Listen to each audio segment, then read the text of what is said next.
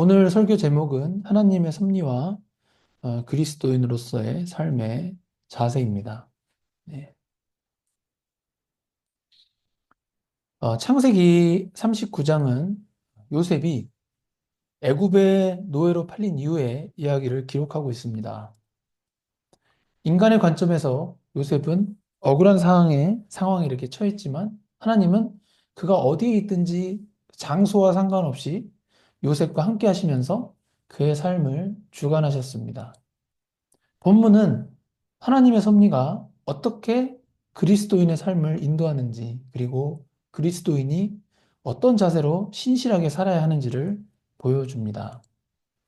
오늘 우리는 하나님의 섭리와 그리스도인으로서의 그 삶의 자세라는 주제로 요셉의 삶을 통해 그리스도인이 인생 가운데 어려운 상황에 처하여도 하나님을 신뢰하며 살아가는 이유를 살펴보고자 합니다. 첫 번째 소주제입니다. 하나님의 섭리 속에서 인도받는 그리스도인의 삶. 한번 같이 읽겠습니다. 요셉이 이끌려 애굽에 내려가매 바로의 신하 친위 대장 애굽 사람 보디발이 그를 그리로 데려간 이스마엘 사람의 손에서 요셉을 산이라. 여호와께서 요셉과 함께 계심으로 그가 형통한 자가 되어 그의 주인 애굽 사람의 집에 있으니 그의 주인이 여호와께서 그와 함께 하심을 보며 또 여호와께서 그의 범사에 형통하게 하심을 보았더라. 요셉은 형들의 시기로 인해서 애굽으로 가는 미디안 상인, 이스마엘의 후손이긴 하지만 미디안 상인에게 노예로 팔렸습니다.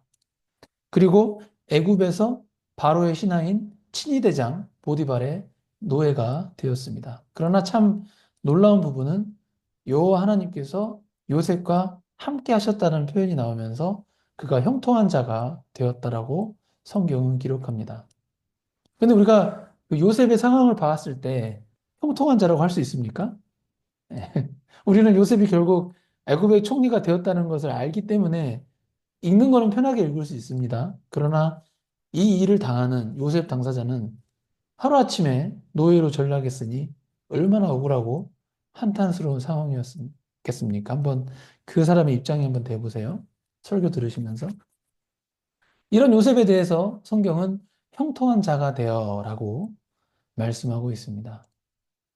도대체 그렇다면은 형통한 자의 개념 정의를 어떻게 해야 할까요? 일이 잘 되고 안 되고 그런 게 아니거든요. 사실 그 답은 이미 방금 읽었던 말씀에 나와 있습니다. 창세기 39장 2절을 다시 한번 천천히 읽어보겠습니다. 여호와께서 요셉과 함께 하심으로 그가 형통한 자가 되어 그의 주인 애굽 사람의 집에 있으니. 그렇습니다. 여호와께서 함께 해주시는 것 그 자체가 바로 형통한 자가 되는 비결인 것입니다.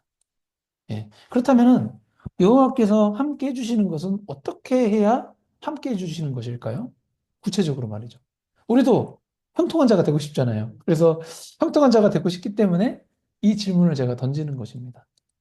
이는 다른 성경 구절들에서 쉽게 답을 찾을 수가 있습니다. 한번 같이 읽겠습니다. 민수기 14장 41절 시작. 모세가 이르되 너희가 어찌하여 이제 여호와의 명령을 범하느냐 이 일이 형통하지 못하리라. 또 같이 읽겠습니다. 오직 강하고 극히 담대하여 나의 종 모세가 내게 명령한 그 율법을 다 지켜 행하고 우로나 좌로나 치우치지 말라. 그래야면 어디로 가든지 형통하리니 이 율법책을 내 입에서 떠나지 말게 하며 주야로 그것을 묵상하여 그 안에 기록된 대로 다 지켜 행하라. 그리하면 내 길이 평탄하게 될 것이며 내가 형통하리라. 아멘. 예. 하나님의 명령을 범하게 되면은 형통하지 못한다는 것을 우리 아까 민수기 14장 41절에서 추론할 수 있습니다. 반면 하나님의 명령을 준행하고 하나님의 명령에 대해서 우로나 좌로나 치우치지 않으면은 어디로 가든지 형통할 것이라고 하나님이 약속하셨습니다. 그죠? 심지어 이 율법책을 내 입에서 떠나지 말게 하며 주야로 그것을 묵상하여 그 안에 기록된 대로 다 지켜 행하면은 형통하게 된다고 합니다. 요한복음 1장 1절 같이 읽겠습니다. 태초에 말씀이 계시니라. 이 말씀이 하나님과 함께 계셨으니 이 말씀은 곧 하나님이시라. 예, 사실 이 성경 말씀 자체가 곧 하나님이시다라는 요한복음 1장 1절 1장 1절과 앞에서 읽은 여호수아의 말씀을 같이 연결하면은 결국 이 성경을 묵상하며 신약 시대에 주어진 예수 그리스도의 가르침대로 다 지켜 행하면은 그리스도인은 하나님이 함께 하시는 삶, 그죠? 즉 형통의 삶을 살게 되는 것입니다. 구약 성경에 나온 율법들 가운데 예수 그리스도께서 이 세상에 오심으로 인하여 신약 시대에 예수님의 말씀으로 개정된 말씀들이 있습니다. 그래서 대표적인 예로 구약의 제사들을 신약 시대, 지금 우리가 살고 있는 이 신약 시대에는 더 이상 하지 않고 교회에서 이렇게 주일 예배를 드리는 것으로 바뀐 것이 있죠. 그죠? 그래서 이 진리를 깨닫게 되면은 우리는 예수 그리스도를 믿는 데 있어서 단순히 예수님 믿어. 이렇게 믿는 것에만 만족하지 않고요. 예수 그리스도의 계명, 예수 그리스도의 가르침을 우리의 삶 가운데 실천하기 위해서 최선을 다하는 삶을 살게 되는 것입니다. 왜냐하면은 예수 그리스도의 계명을 따르는 삶 자체가 바로 하나님이 나와 함께 하심으로 형통한 자가 되는 비밀이 있기 때문입니다. 네. 예수님의 계명을 따르기 위해 최선을 다하는 삶은 율법주의가 아닙니다. 네, 율법주의를 착각하더라고요, 사람들이. 요한복음 14장 15절 같이 읽겠습니다. 너희가 나를 사랑하면 나의 계명을 지키리라. 아멘. 네. 예수님이 하신 말씀이거든요. 네. 예수님도 그리스도인이 예수 그리스도를 사랑하면은 예수 그리스도의 계명을 지킬 것이다라고 이렇게 예수님이 단언하고 계시지 않습니까? 네. 형통한 자는 결국 이 신약 시대에서 예수 그리스도의 계명을 지키는 그리스도인이라고 해석해야 하겠습니다. 네. 그래서 예수 그리스도의 계명을 지키지 않는 그리스도인은 그리스도인이라 할지라도 형통한 삶과는 거리가 있는 삶을 살게 되는 것입니다. 다시 본문으로 돌아와서 하나님은 요셉과 함께 하시고 형통하게 하셨습니다. 그 말은 요셉이 하나님의 말씀 안에 거하는 삶을 사니까 하나님이 요셉으로 하여금 형통한 자가 되게 하셨다는 의미도 내포하는 것입니다.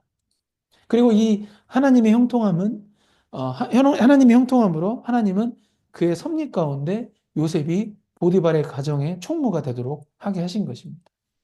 웨스트민스터 신앙고백서 5장 1절. 이게 너무 중요하니까 또 같이 읽겠습니다. 예, 시작. 만물의 위대한 창조자 하나님께서는 모든 피조물들과 그들의 언행 심사를 보존하시고 감독하시고 처리하시고 통치하시되 가장 큰 것으로부터 가장 작은 것에 이르기까지 그렇게 하시며 그의 가장 지혜롭고 거룩한 섭리에 의하여 그의 무오한 예지와 그 자신의 의지에 자유롭고 불변하는 계획을 따라서 하신다. 예. 이로써 그의 지혜, 능력, 공의, 선하심, 그리고 자비의 영광을 찬미케 하신다. 아멘이죠? 예. 요셉이 노예로 팔려간 것은 우리가 인간적으로 봤을 때는 굉장히 불행한 사건이지만 하나님께서 이를 통해서 요셉을 애굽의 총리로 세우기 위해서 우선 보디발의 가정 총무가 되게 하셨습니다. 이는 요셉을 애굽의 총리 직분을 가진 왕 다음으로 가장 높은 이방 나라의 최고 지도자로 세우시는 하나님의 계획을 이루어 가시는 하나님의 섭리였습니다. 네, 로마서 8장 28절 같이 읽겠습니다. 우리가 알거니와 하나님을 사랑하는 자, 곧 그 뜻대로 부르심을 입은 자들에게는 모든 것이 합력하여 선을 이루느니라. 하나님은 요셉의 과거, 현재, 미래를 모두 아셨던 전지전능하심으로써 이 모든 상황을 합력하여 선을 이루셨던 것입니다. 이는 오늘 우리와 같은 현대 그리스도인들의 삶에도 동일하게 적용이 되는 부분입니다.